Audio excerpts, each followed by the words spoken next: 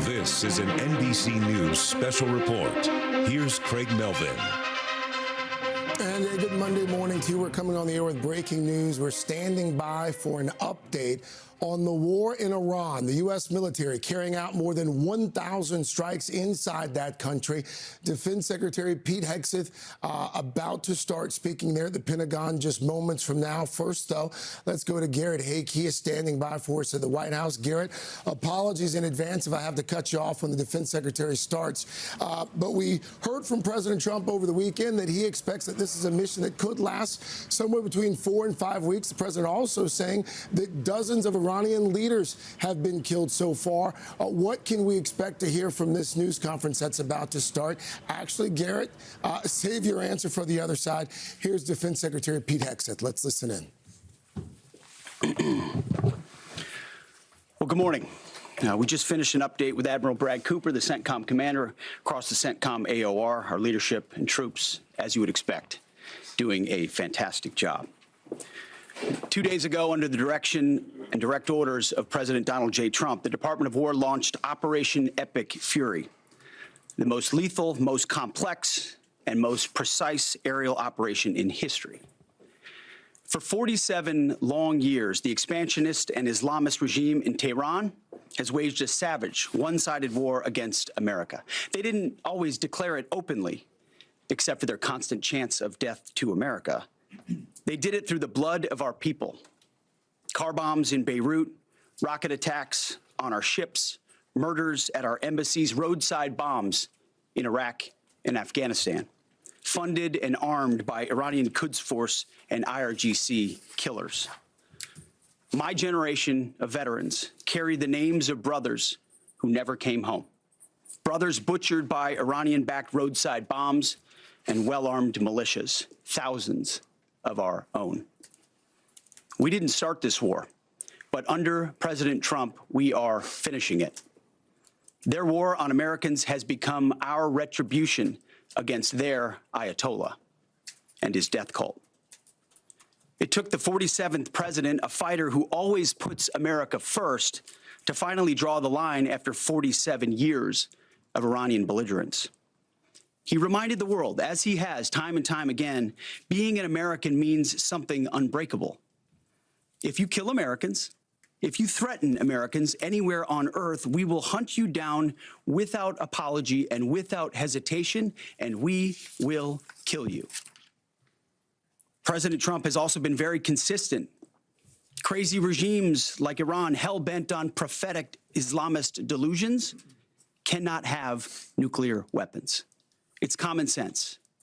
Many have said it, but it takes guts to actually enforce it, and our president has guts. Iran's stubborn and self-evident nuclear pursuits, their targeting of global shipping lanes, and their swelling arsenal of ballistic missiles and killer drones are no longer tolerable risks. Iran was building powerful missiles and drones to create a conventional shield for their nuclear blackmail ambitions. Let me say that again. A conventional shield for their nuclear blackmail ambitions. Our bases, our people, our allies, all in their crosshairs. Iran had a conventional gun to our head as they tried to lie their way to a nuclear bomb. It almost worked under Obama and his terrible deal, but not under this president. Turns out the regime who chanted death to America and death to Israel was gifted death from America and death from Israel. This is not a so-called regime change war, but the regime sure did change, and the world is better off for it. Today, in their desperation, the enemy is unmasked as Iranian missiles and drones rain down indiscriminately on the hotels, airports, apartments, and other civilian targets of their neighbors. Cowardly terrorist tactics from a regime that for decades has trafficked in cowardly terrorist tactics, lies, death, and destruction to this day. The Iranian leadership has built nothing except proxies and missiles and drones and deeply buried nuclear factories and facilities. Peaceful nuclear ambitions do not need to be buried underneath mountains. Last June, Operation Midnight Hammer obliterated their nuclear program to rubble. Afterward, we told them plainly, that's it, now make a deal. They arrogantly refused. We said, rebuild it, and we'll stop you again, this time far worse. Well, President Trump, Secretary Rubio, Steve Witkoff, Jared Kushner, they bent over backwards for real diplomacy, offering pathway after pathway to peace. I watched it. I was there. They tried over and over and over again earnest attempts at peace. The former regime had every chance to make a peaceful and sensible deal. But Tehran was not negotiating. They were stalling, buying time to reload their missile stockpiles and restart their nuclear ambitions. Their goal, hold us hostage, threatening to strike our forces. Well, President Trump doesn't play those games. And as Secretary Rubio said after the Maduro raid, if you don't know, now you know. President Trump puts America and Americans first. He doesn't hesitate, and neither do our troops. The mission of Operation Epic Fury is laser-focused. Destroy Iranian offensive missiles, destroy Iranian missile production, destroy their navy and other security infrastructure, and they will never have nuclear weapons. We're hitting them surgically, overwhelmingly, and unapologetically. With every passing day, our capabilities get stronger and Iran's get weaker. We set the terms of this war, from start to finish. Our ambitions are not utopian. They are realistic, scoped to our interests and the defense of our people and our allies. Speaking of people, we hope the Iranian people take advantage of this incredible opportunity. President Trump has been clear, now is your time. To Iranian security forces, choose wisely. President Trump has also been clear about your fate in either direction.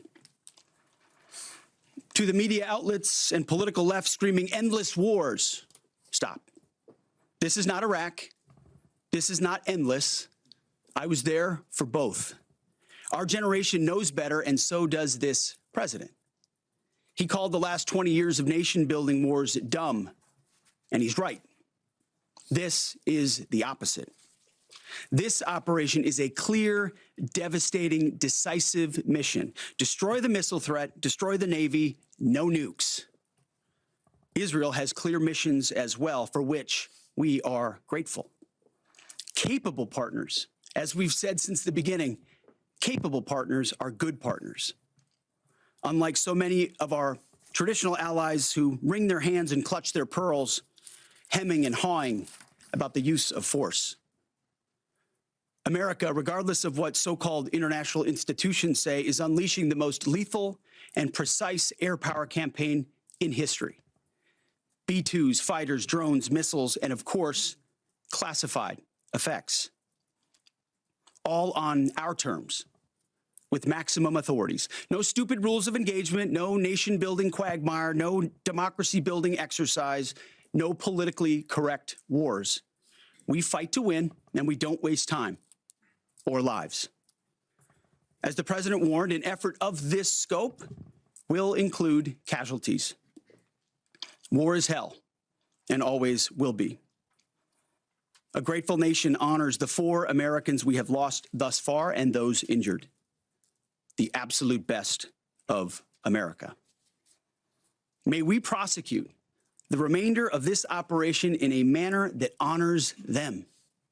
No apologies, no hesitation, epic fury for them and the thousands of Americans before them, taken too soon by Iranian radicals. Before I turn it over to General Kane for the operational update, let me speak straight to you, the Joint Force, our warriors on the front lines. This is your moment. This is the generational turning point America has waited for since 1979, and since the rudderless wars of hubris my generation, our generation, endured. Don't listen to the noise. Just stay focused Our Commander-in-Chief is steady at the wheel. We face a determined enemy, but you are better. But we must prove it every single day. History doesn't care if we're tired, if we're scared, or if the fight feels big. It demands warriors who rise anyway. Peace through strength, the warrior ethos, lethality, unity of purpose, those are not slogans. They're the beating heart of what it means to wear the uniform, that uniform. You think clearly under fire, you act decisively in chaos, you uphold the Constitution, and you uphold our country without hesitation. We are not defenders anymore. We are warriors, trained to kill the enemy and break their will. History is watching. Be the force you swore an oath to be: focused, disciplined, lethal, and unbreakable. We will finish this on America First conditions of President Trump's choosing. Nobody else's, as it should be. And know this above all, President Trump and I have your back, always. Through fire, through criticism, through fake news, through everything. We unleash you because you are the best, most powerful, most lethal fighting force the world has ever seen.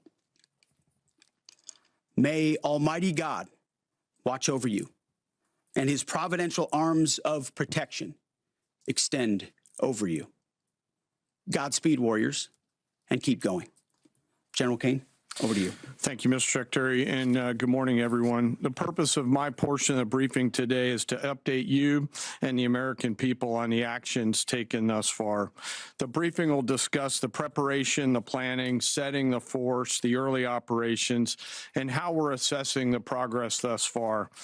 So let's get started. On Saturday, 28 February at 01:15 Eastern Standard Time, 9:45 a.m. local Tehran time, on the orders of the President of the United States, U.S. Central Command, under the command of United States Navy Admiral Brad Cooper, commenced Operation Epic Fury. As I said, I'm going to walk you through the initial phases of the operation.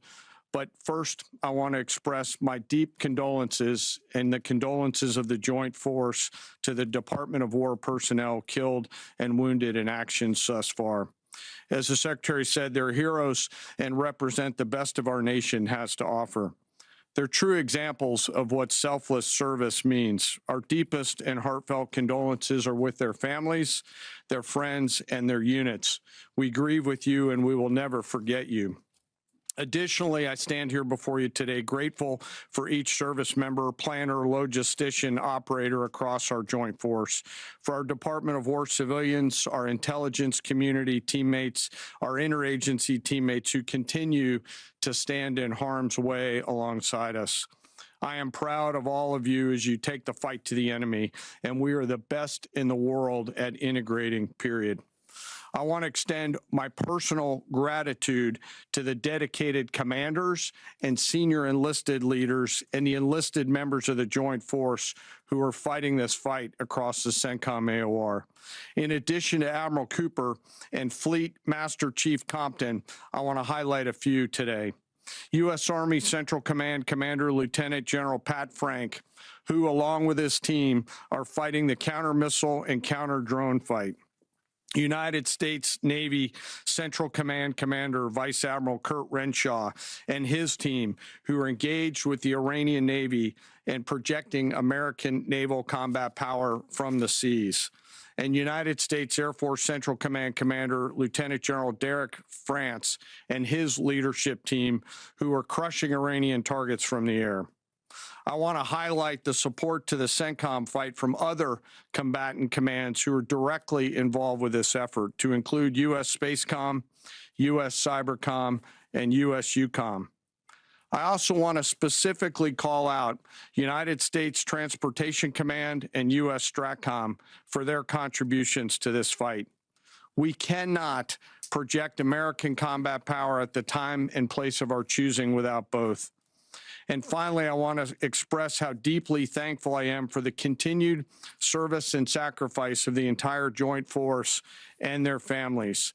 Their unwavering commitment and dedication are the cornerstones of this effort. So let me start with a few details.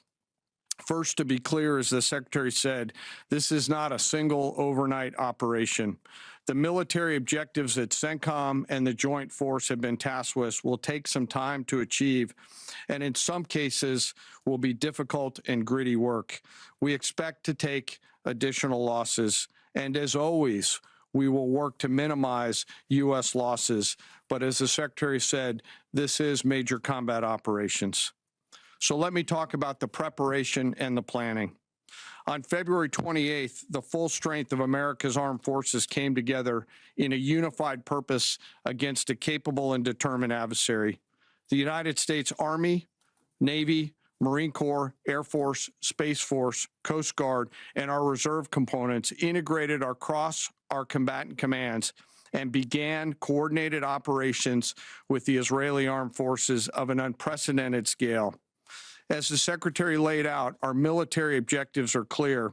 Our mission is to protect and defend ourselves and, together with our regional partners, prevent Iran from the ability to project power outside of its borders and be ready for follow-on actions as appropriate.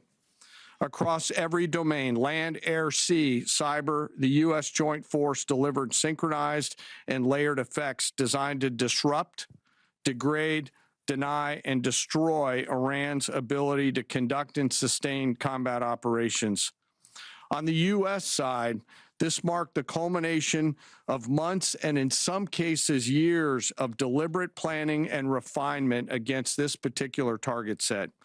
From precision strikes against key military infrastructure to persistent intelligence and targeting integration to the close coordination of the components across vast distances, this operation again demonstrated America's reach, readiness, and professionalism, and that of our joint united force.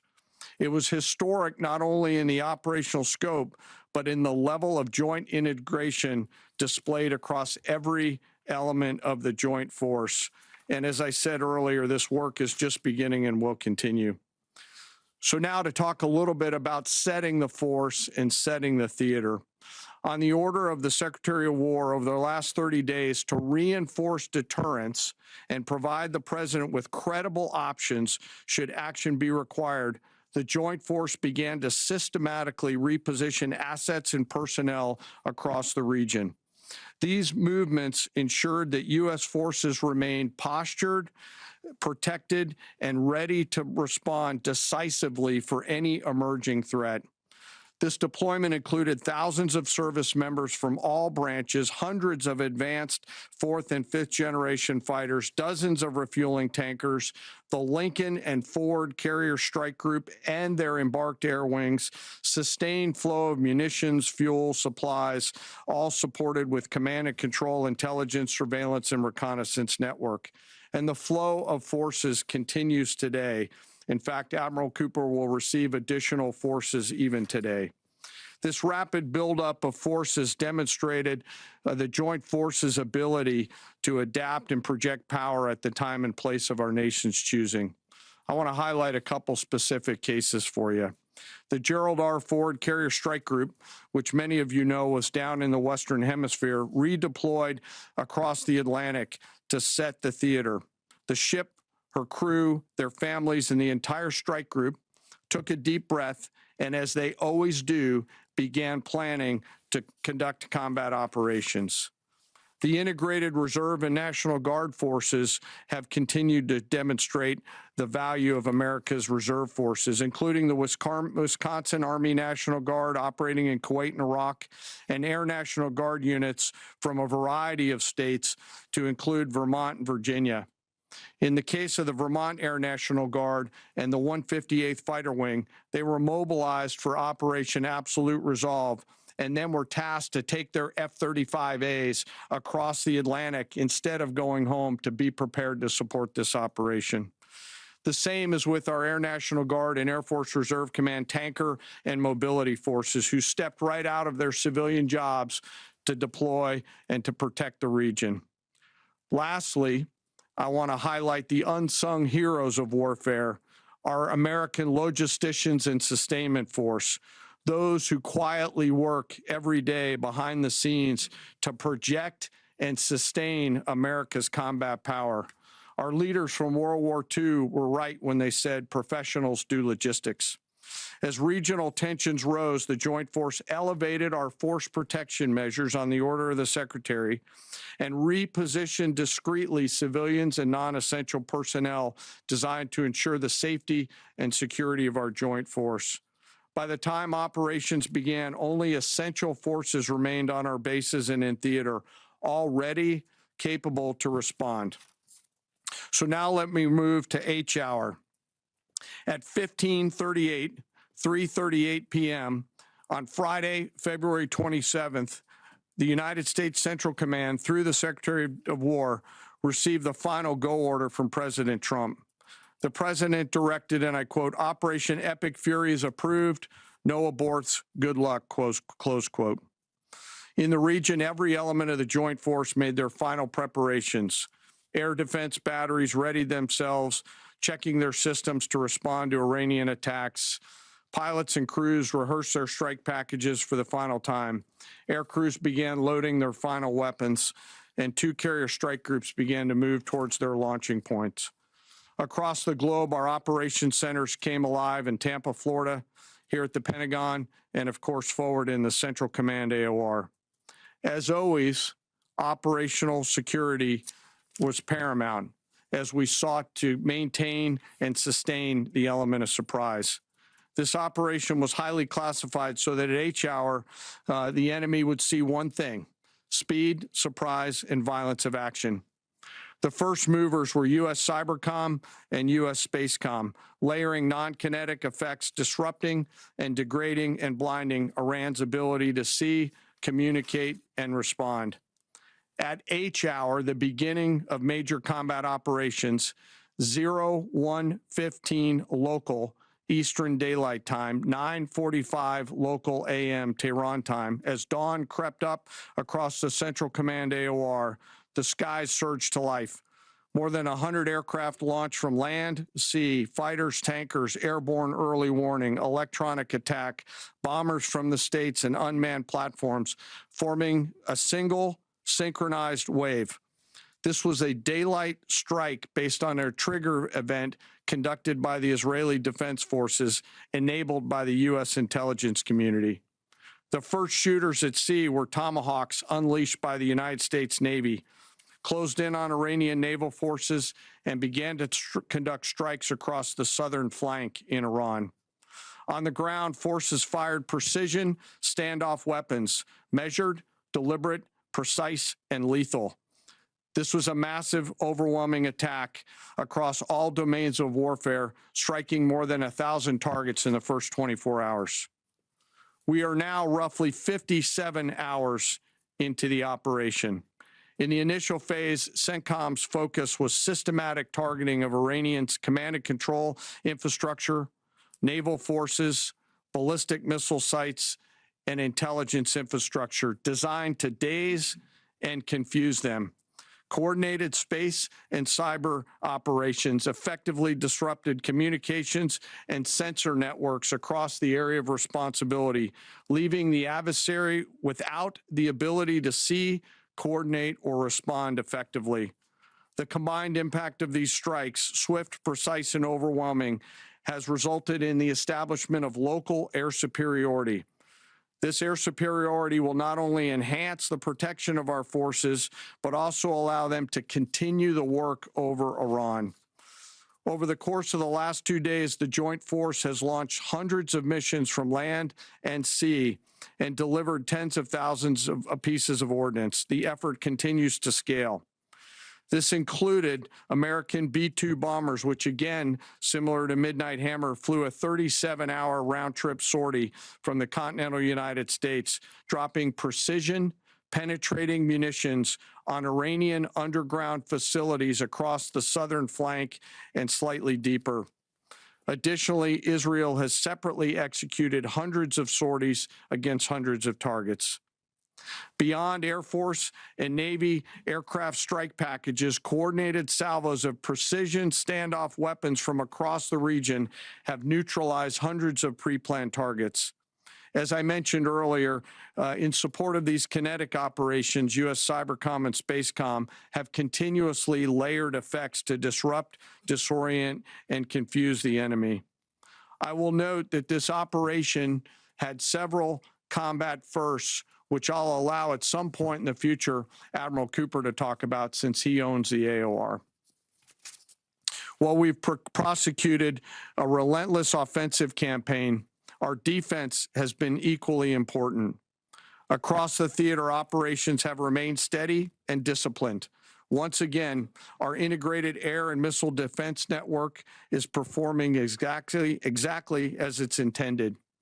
U.S. Patriot and THAAD batteries, along with ballistic missile defense-capable Navy destroyers, continue to coordinate and execute intercepts with precision and consistency.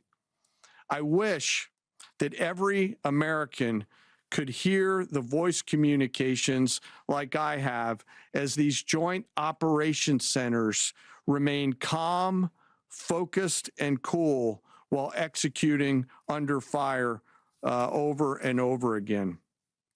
Collectively, these systems have intercepted hundreds of ballistic missiles targeting U.S. forces, our partners, and regional stability.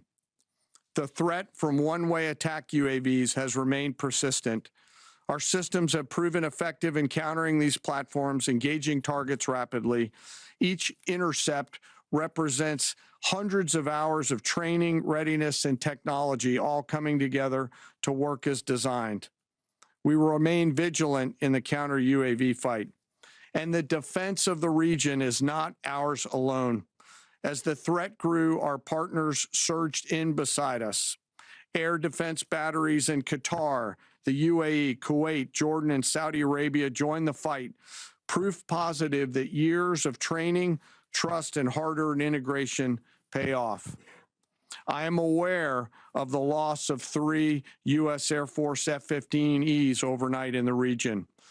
I am grateful for the safety of the crews, and we know that this was not from hostile enemy fire.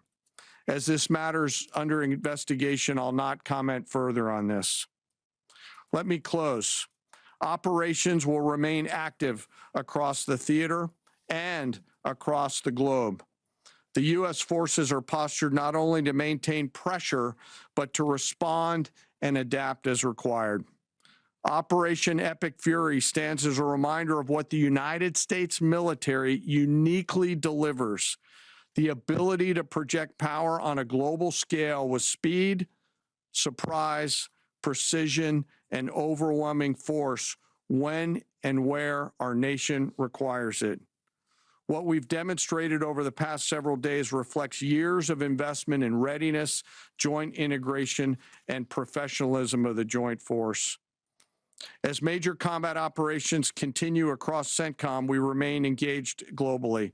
America's joint force retains the credibility, capacity, and flexibility to respond to any contingency anywhere in the world at any time. To those who would test our resolve or threaten the United States, our allies, or our interests, understand clearly we can reach you, we can sustain the fight, and we can scale the fight, and we will prevail. To the American people, your joint force remains steady, frosty, calm, and focused. Your service members are trained, disciplined, and determined. We understand the risks of this mission and the weight of the responsibility that we carry. We also recognize that our families also shoulder the burden at home. You are a part of this too. I am proud today, as I am every day, to stand as a member of America's joint force.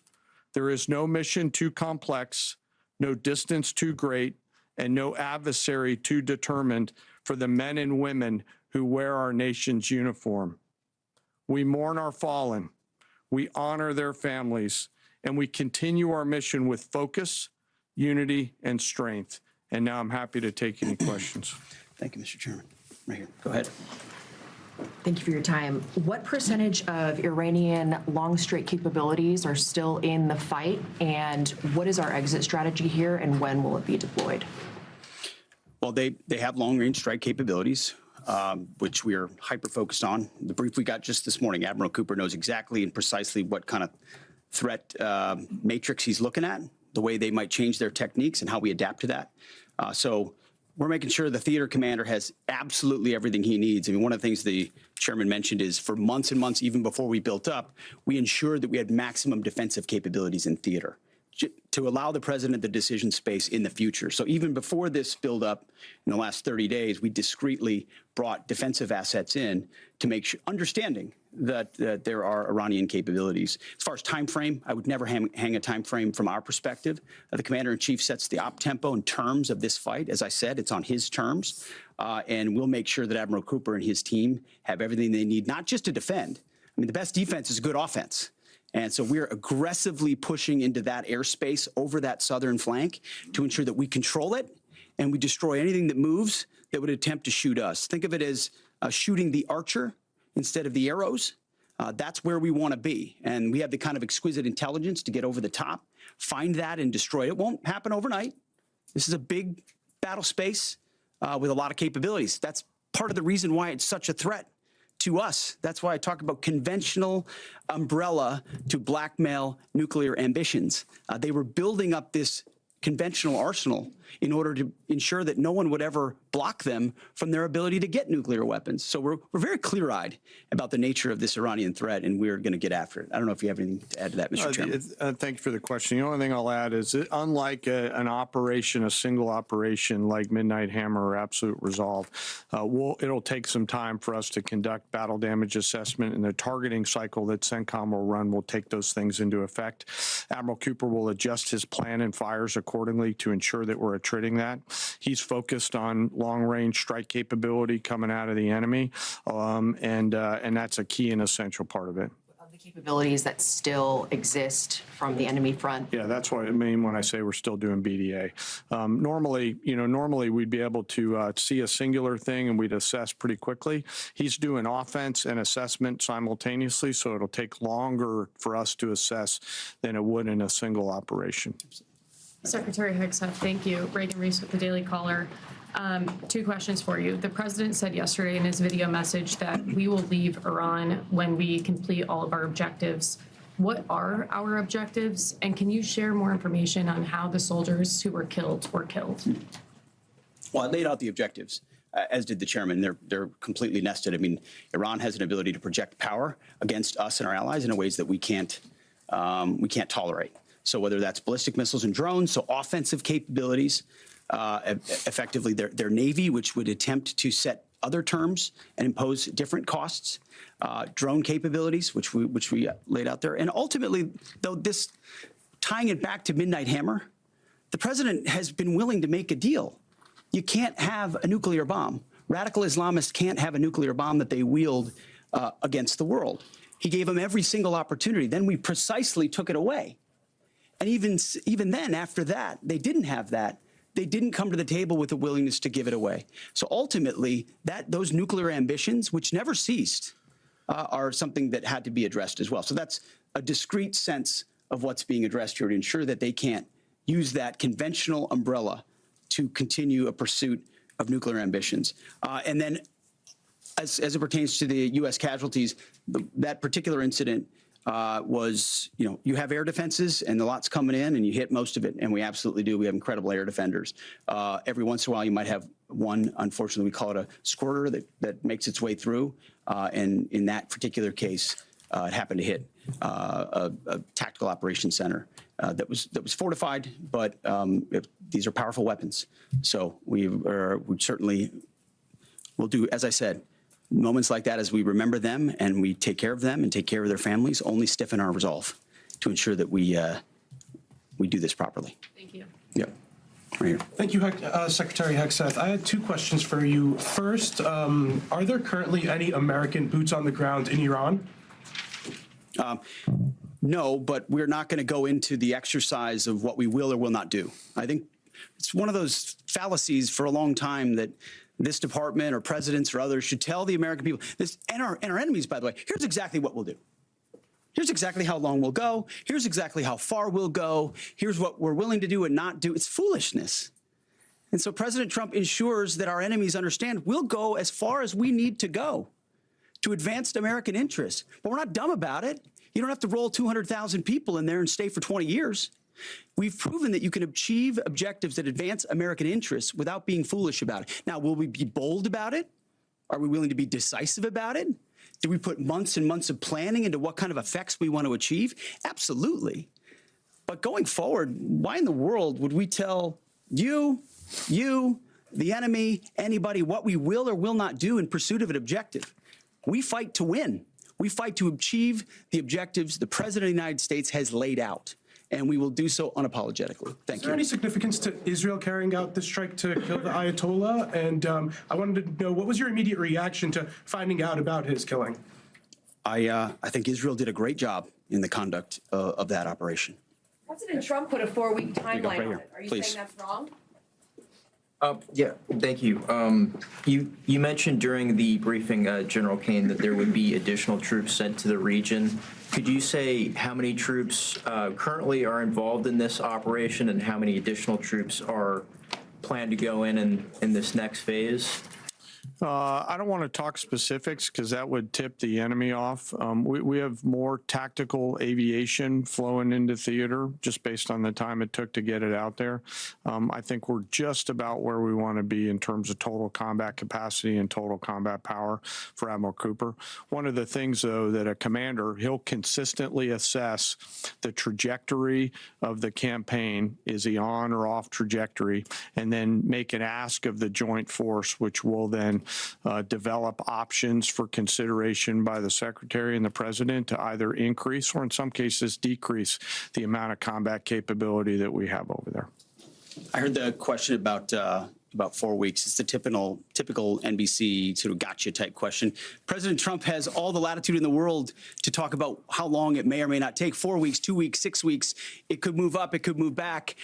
We're going to execute at his command the objectives we've set out to achieve. And what he has shown an ability to do that other presidents can't quite seem to have the aperture to do, well, I mean, Joe Biden didn't even know what he was doing, is to look for opportunities and off-ramps and escalations for the United States that creates new opportunities to execute what we need on our own timeline. So you can play games about 4 weeks, 5 weeks. He has all the latitude, and I'm glad he does, because there's no better communicator than our president expressing those things. To the Daily Mail. I've been in meetings with the president for the last 2.5 days. We know exactly where his headspace is, and he will communicate as he should exactly what he would like, and we will follow those orders. And I think everything he said on that is right down the middle. Chairman, did you have Absolutely. evidence Yes, right there. Yes, sir. strike Thank you. first? Thank you very much, Secretary. I left my hometown of Sakis in Iranian Kurdistan in 1996. Can you promise that I will be able to return home safely this year? And I have a following question too, please. I appreciate the question. I'm not here to place guarantees on that, but I think the message the president has given has been clear to the people of Iran. This is your moment. The world was seized by these crowds and then seized by the reality of this regime killing tens of thousands of innocent protesters. So we saw the nature of the regime yet again exposed. We saw many of the Iranian people seek a change there. This is their moment to take advantage of it, for sure. You serve in Iraq and know that no American soldiers were killed in Kurdistan. The Kurdish people are very pro-American. Will you continue to protect Kurdistan and Peshmerga as loyal ally of the United States? Why I'm asking this question? Because now Kurdistan is under attack by Iranian drones and by proxies in Iraq and on the region. I think I can speak to allies generally in the region who we've been in constant communication with. We have been standing shoulder to shoulder with them, and we appreciate their capabilities. Absolutely. Yes, right here.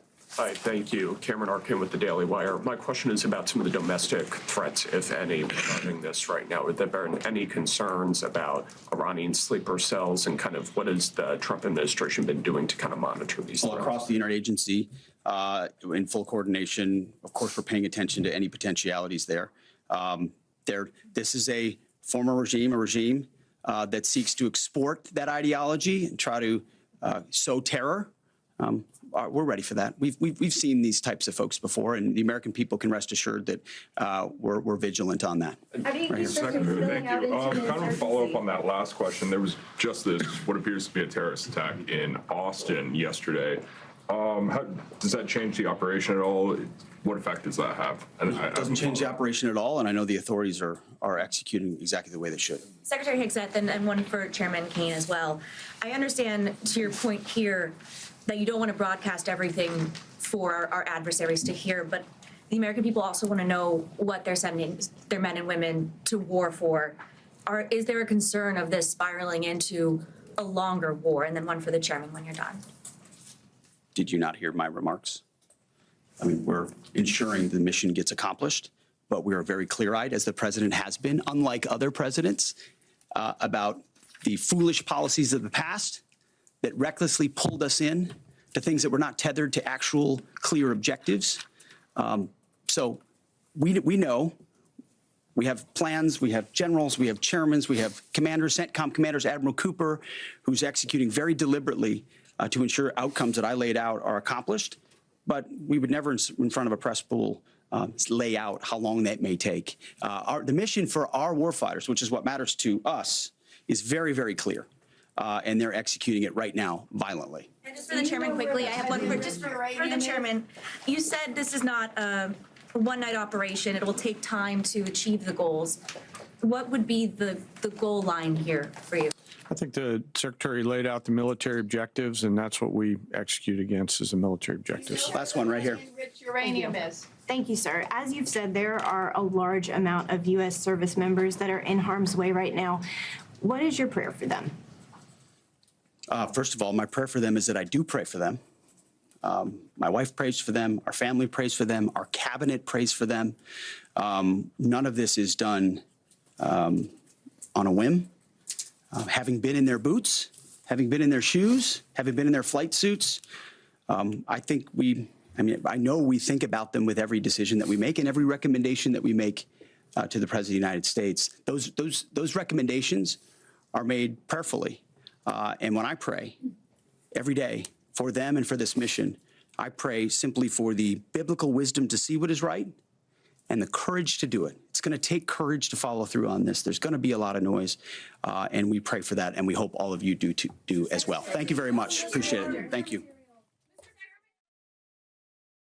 And there you have it. The Secretary of Defense there, Pete Hegseth, along with Dan Kane, General Dan Kane, Chairman of the Joint Chiefs, for the last 45 minutes, briefing the American people on Operation Epic Fury. The Defense Secretary and the Chairman both conceding that this is not going to be an overnight operation, that we will also likely see more losses as well. President Trump oversaw those weekend strikes from Mar-a-Lago. The president now back in Washington.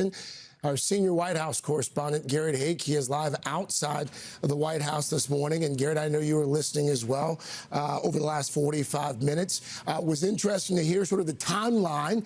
We've found out that President Trump ordered the strike roughly 3:30 Friday afternoon, and they proceeded to walk us through more of the timeline. What else struck you, Garrett, from what we just heard there from the Defense Secretary and the Chairman?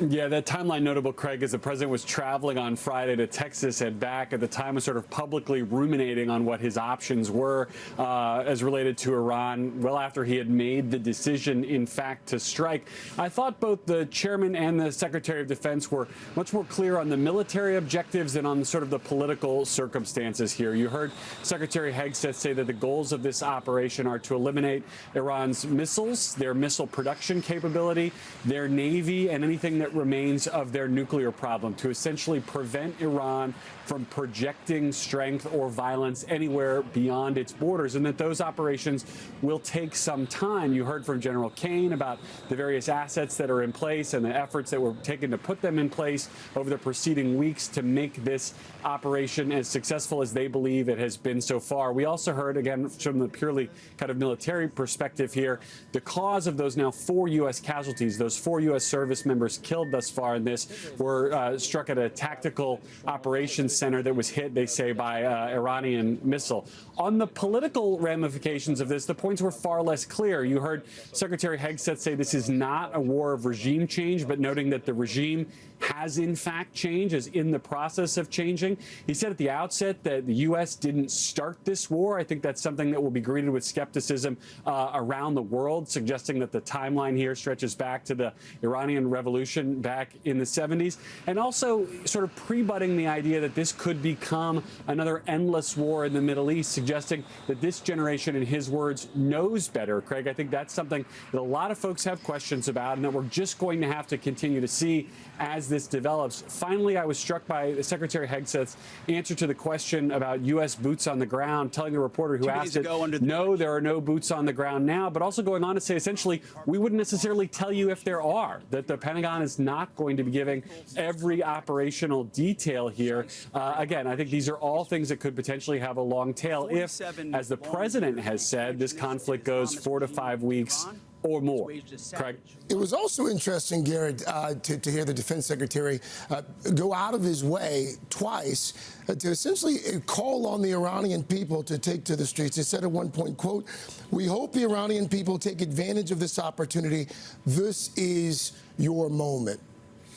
Yeah, I think this is a sort of a key break here between the military objectives of whatever we are doing in Iran and the political objectives. Militarily, Hegseth and the president, in some of the various interviews he's given over the weekend, have said that this is not about regime change per se, but also militarily, the United States is clearly trying to create the circumstances that would be necessary for regime change to occur. I think this is part of the idea of not putting necessarily American boots on the ground, opening the door to the Iranian people that if they want to rise up, if they want to take control of their own government, the U.S. is saying we're trying to create the opportunity for that to happen for you, but we're not going to be the ones to do it. I think you're right to note that Hegseth was sort of more specific about that than we've heard from the president, but it's pretty clear the Trump administration doesn't want to be sort of saddled with the idea of regime change being a goal or the factor that's keeping us in this conflict. But if it happens, I think the administration is equally likely to try to or want to claim credit for it. Garrett Hagforce at the White House. Garrett, stand by for me just a moment. Let's go now to the Middle East. Our chief foreign correspondent, Richard Engel, is in Israel for us. And again, Richard, I know that you were listening very closely to that 45-minute news conference from the defense secretary and the chairman of the Joint Chiefs as well. We've lost 4 American service members so far. We've seen the images of several aircraft falling from the sky, friendly fire, but also hearing that this is an operation that is going to take some time. Also hearing very plainly from the defense secretary that we can expect more losses as well. Talk to us, Richard, about what's happening on the ground right now and what the next few days and weeks could very well look like in that region. Well, every day we have seen this war expand. It began as a regional war, and now it is a regional war that just included a new country. Lebanon joined the conflict overnight with Hezbollah firing rockets at Israel, Israel responding, at least 30 people killed in Lebanon, according to health officials there. We've already seen this spread across the Gulf, not just American bases targeted, but oil tankers set on fire, airports. So this is very much a regional war that is becoming more and more unpredictable and more complex with every hour that passes. And we're not just seeing military targets that are being struck either in Iran or in Israel. This was a residential area outside of Jerusalem that was hit by an Iranian ballistic missile. And also, American diplomatic compounds are now increasingly at risk. Overnight, we saw in Baghdad thousands of pro-Iranians coming out onto the streets, and Iran has tremendous influence over what happens in Iraq. And they were trying to get inside the green zone and swarm the U.S. embassy. The American consulate in Pakistan, a similar scene where pro-Iranian crowds tried to swarm that consulate. So when you listen to the Secretary of War and you listen to this briefing, he makes it sound like a very neat and clean operation that the U.S. is trying to achieve very clear military objectives. But seen from the Middle East, with every day that passes, it gets more complex. It gets the geographical space where it is operating gets wider and wider. That's one thing. Also, the Hegseth said repeatedly that the United States didn't start this war. That will clearly be greeted with a lot of skepticism in this part of the world, because it was Israel and the United States that launched this war. It was described as a preemptive attack, with that surprise attack against Iran to target the senior leaders, targeting the late supreme leader of Iran.